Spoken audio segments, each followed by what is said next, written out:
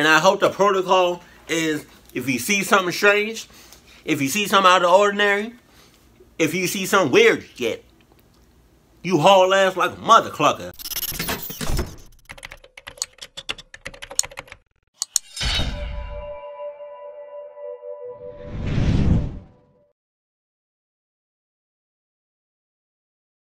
You already know I got my snacks ready on deck. You already know this. And I got my seasonings, but I'm only going to choose one. So, here we go. Eeny, meeny, miny, mo. My Adidas told me, Mo, to pick this one right here, though. Garlic Parmesan. Oh, I don't know how to feel about this one. Oh my God. I don't know if this... I mean, I like garlic Parmesan, but like, on popcorn, I don't know about that.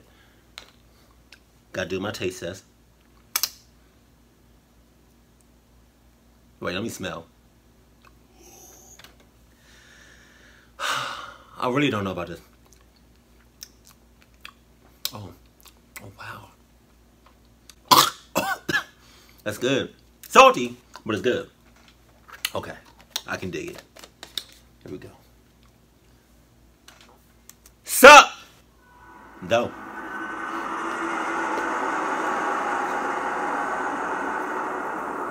I should have tasted the popcorn before I put it. For the past 3 years or so, I've worked as an overnight security guard at a mall. Already clucking up. Them third cluck all night shifts. Cluck them. Especially third shift. You got me all the way clucked up.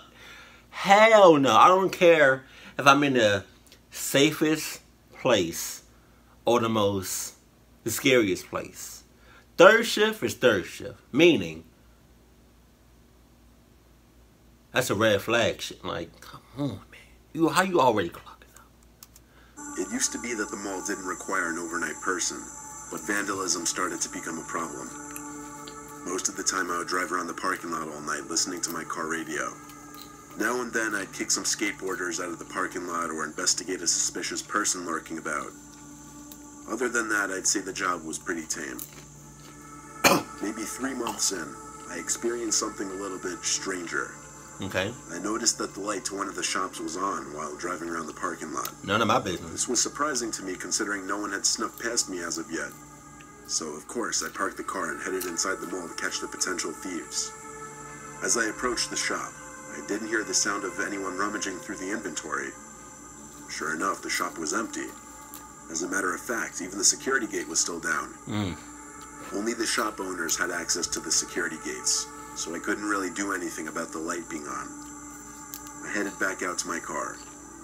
I'd say an hour went by with no incident, but as I was circling around the entrance to the mall, I saw another light was on inside. Inside the mall, it was the same scene repeated. The light was on to the shop, but the security gate was still closed. Nope. I even tugged on the damn thing to see if someone heard me coming and just hid from me. Stop doing that. Nope, it was locked. I heard a click from behind me while investigating. The previous light was no longer on. Maybe it was my mind playing tricks on me, but I swear I saw someone run behind the counter and hide. I ain't see nothing. I think about now is a good time to mention I was running on 3 hours of sleep for the past 48 hours, and I was blaming these occurrences just simply on the lack of sleep. I shined my flashlight into the shop and scanned the area. Nothing that I could see. Behind me was an... Well, that's it. That's it. There's no need for me to go any further. There's no need for me to go any deeper into it. I turned on my flashlight. Up, don't see nothing. Up, I'm headed out. Sorry, y'all don't pay me nearly enough for this shit. A click. Once again, the light to the shop was off, and this time I know I saw someone standing in there. So I simply called out, "You can either leave with me, or you can leave with the police." They didn't move, just stood next to the light switch. I approached the gate and turned my light in the direction of the light switch, and there was no one standing there. I did see that a clothes rack was fairly close to the switch, so maybe the light was catching the clothes just right and was casting a shadow. That was the most logical explanation I could think of, at least.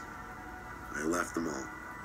I was pretty spooked from the events of that night, but after a few months, they were pretty much out of my mind. My patrols were nothing special for a while after that. I think my next incident happened around my 1-year anniversary as a guard. It was winter, and I was inside of the mall checking the pipes. Yes, I was on security duty, but the owners decided to save a buck by having me inspect certain things as well. They can't do it? I was heading to one of the bathrooms to relieve myself when I heard a toilet flush. That scared, I don't know why, but that scared the shit out of me. If I was in his shoes, I would have, if I was peeing, I would have said, you know what, cluck it, I'm just peeing on myself as I'm hauling ass. Cause there's no way in hell I'm staying in there. Especially if I think that's like it's after hours and nobody should be in here and I hear a toilet flush, I'm running as I'm peeing on myself. Or if I'm pooping and I hear a toilet flush, I'm clenching it, cutting it prematurely, and I'm just hauling ass without wiping my ass. Some things you gotta do what you gotta do. You feel me? If you're in danger, you gotta, hey. I jumped a little more than I would like to admit. Inside of the bathroom, I didn't see anyone. The toilets in the mall were motion activated, much like every other mall in the world. I checked all of the stalls, empty. I'll spare you the details, but after checking the stalls, I took a seat in one of them. I had a YouTube video playing on my phone while I was sitting. Then I heard a tapping sound coming from the stall next to me. Oh, hell no! I glanced to my left and saw a pair of shoes standing with the toes pointing towards me. Slowly, I brought my eyes up above the stall. Sure enough, there was the tallest man I'd ever seen standing over the stall, staring down at me. Wow. Oh my God! Had I not already been on the toilet, I would have been running home for new pants. When he saw me notice him, he ducked back down beneath the stall. I hopped up and kicked in the door to the neighboring stall. The damn thing was empty, except for a pair of shoes sitting in the same spot I had seen them. My heart was thumping like crazy. I went back to my car as quickly as possible after that. If I remember correctly, this happened at around 4 in the morning. Oh my God. Once again, I had credited all of this to my lack of sleep. I was just happy that I had the next day off. That's enough for me to quit that job.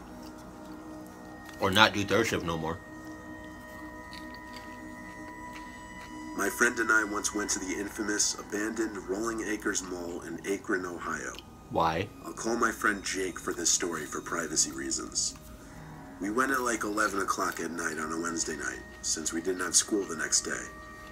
We snuck in through some door which had been jammed in by previous visitors. It was completely pitch black in there, obviously. We turned out our flashlights for a few seconds just to really take in how dark it was. Why the hell would you do that? Why? You gotta think before you say something. That's stupid. You're in an abandoned place. Go inside, it's dark as hell. Excuse me. And you decide to turn off your flashlight. What happens? See, now I'm starting to think that if you turn your flashlight back on, it's gonna be a lot of motherfuckers coming just right there, just standing at you, like just standing right next to you, like, yo, what's good? We didn't say you can come here. No, don't try to leave now. You staying here, Cluck. You shouldn't have. Why did you? That made. What did you eat? I ain't saying nothing. We explored the lower level, then went up to the second level by climbing up an escalator. As we were shining the flashlights into old closed-off stores, we heard a bang-like sound come from further down this upper level. I got scared and asked Jake if it could be security or cops.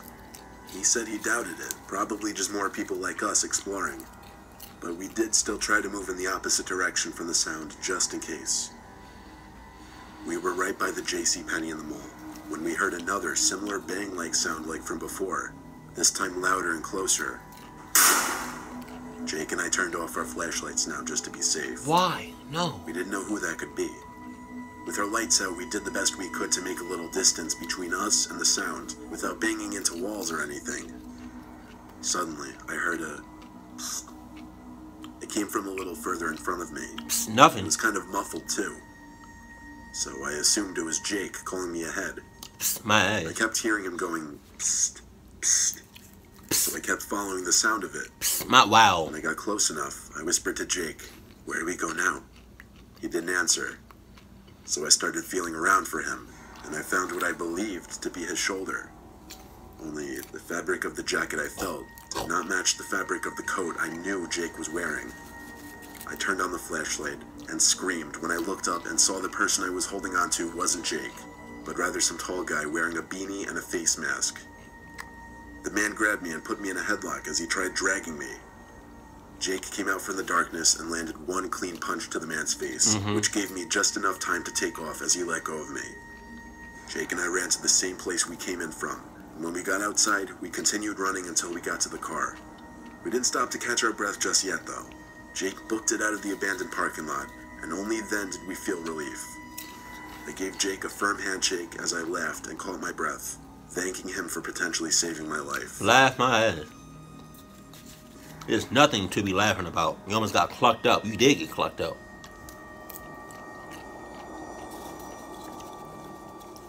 I used to work in a 24/7 general store in a mall in South Carolina, so while the mall itself would close around 9:30, our store would stay open all night.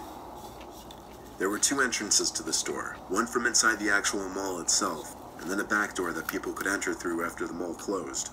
Past 9:30, I would always have to shut the gate, separating the store from the mall.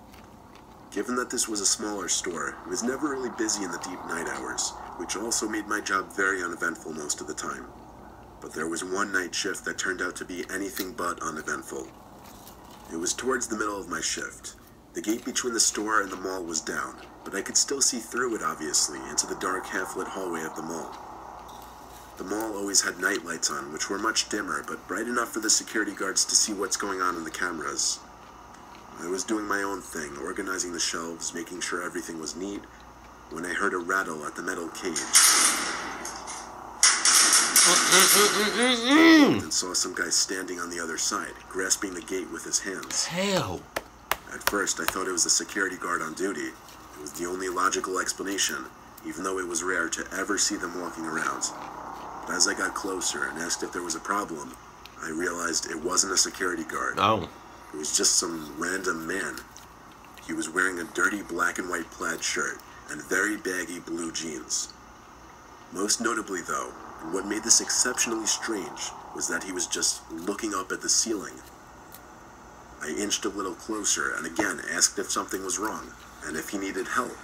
But he just kept looking up and shaking the gate. You clucking up? Now, there was some kind of protocol I was supposed to follow in the case of something like this in order to... And I hope the protocol is, if you see something strange, if you see something out of the ordinary, if you see some weird shit, you haul ass like a mother clucker. I really hope that's the protocol. If it's not, then it's, hey, you got the wrong motherfucking mother clucking job. the mall security. However, I didn't know how. I didn't know what number to dial. I didn't know how to work any kind of intercoms. So all I could really do was shut it out. I turned my back to the creepy man and went back to my register behind the counter, as far away from him as possible.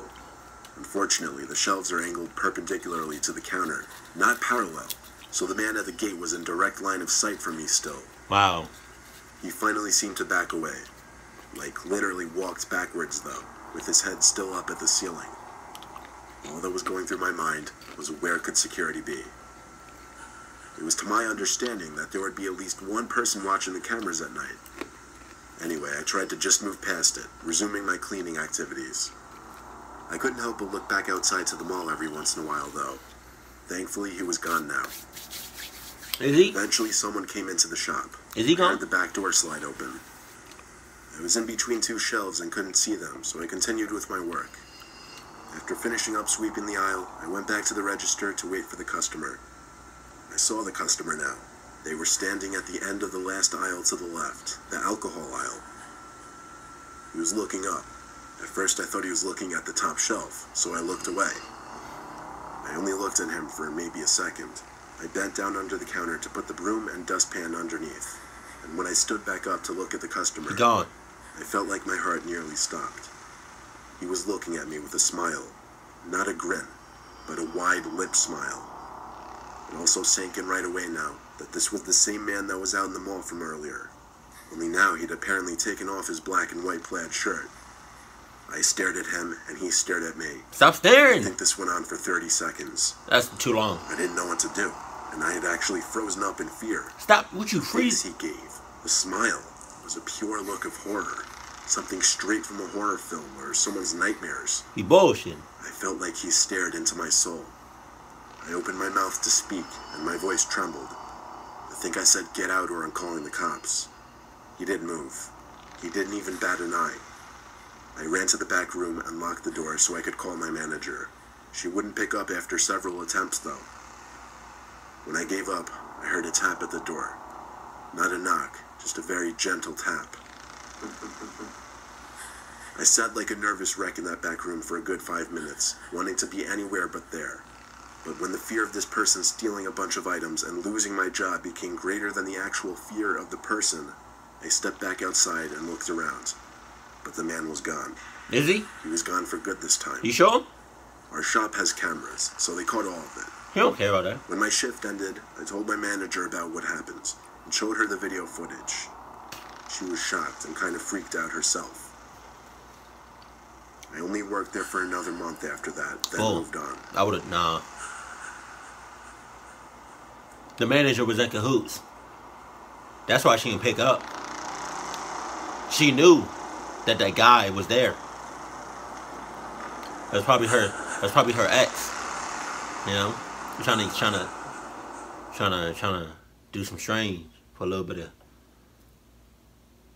exchange. I don't know. I try to make something up. Ooh, excuse me. First,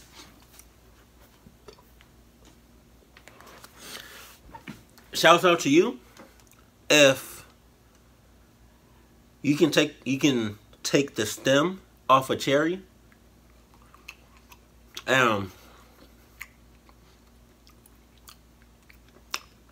you know, do it in a knot or make some like weird shit with it, like.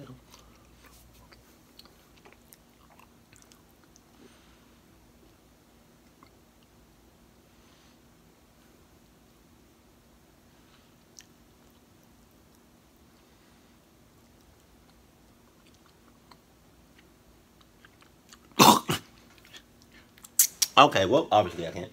Almost died. Yeah, like I said, clock all night shifts.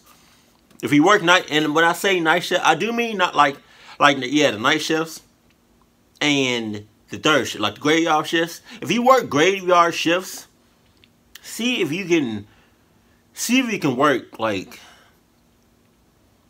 any other shifts but the graveyard shift. Something always happens. More often than not, something happens during a graveyard shift. And it's like, just stop. I feel like the graveyard shift is just free game for anything and anyone to clock you up, you know? That's why I couldn't be no, like, security guard or, like, police officer or anybody that's like, you know, takes trouble or takes, you know, a certain situation like head on, because I can't take nothing head on. The only thing I can take head on is like my Adidas, and like that's it. Like, you know, if you're at your job and your protocol is, you know, you have to go, like, if something happens at your job or whatever, and you have to follow like a strict rule or a strict protocol, and that doesn't involve you getting your Adidas and hauling ass, then you already clocking up with that protocol. Like, I don't care how advanced, how well planned out the protocol is. If the word Adidas or haul ass is not in the protocol, then you clocking up. You just are like, like that's crazy. It's like you can have the most, well planned out, well thought of, plan, well written out. This is what we're gonna do if something pops off. If something weird shit happens, or if some creepy shit happens, this is what we need to do step by step in order. Okay, cool. Okay, I can follow that. But one thing, I don't see the Adidas anywhere in the protocol, or I don't see haul ass of what you mean, because right now you just talking. Right now you just talking, B. So you're not really saying nothing. Cause trust and believe me, I don't care if you're my manager. I don't care if you're my boss. I don't care if you're the assistant manager. If something pops off, you best believe I'm the first one out. And I'm not looking back. I'm not. Like, I care for y'all, right? But that's not that much. Adam. Cluck. So, if you're at your job, maybe you can talk to your manager, maybe you can talk to your district manager, your whatever manager, and see if you can, rewrite the protocol and rewrite some rules, because if something pop off, if the word Adidas or haul ass is not in your protocol, you're going to have to make some changes to that protocol. And so, you got to do what you got to do, right? Alright? Hey, shouts out to Sonic, because they got some of the best drinks, like the slushies, milkshakes. I'm mad that they discontinued the custard. It was like some thick-ass ice cream. Clustered or custard? I don't know, but it was mad good, but they discontinued it. It was so good. But this is okay. It's not gonna be my go-to right now as far as seasonings go.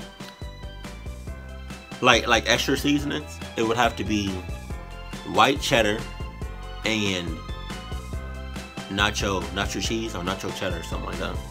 Those two are good. These I have left. So hopefully these are good. I don't really know about the bacon cheddar, or I don't know about the caramel, the cheesy caramel corn. I don't know about that one. But yeah, man. Keep it cool, keep it classy, and I love you. Stay happy, my family, and always remember, clock all night shifts. Clock 'em.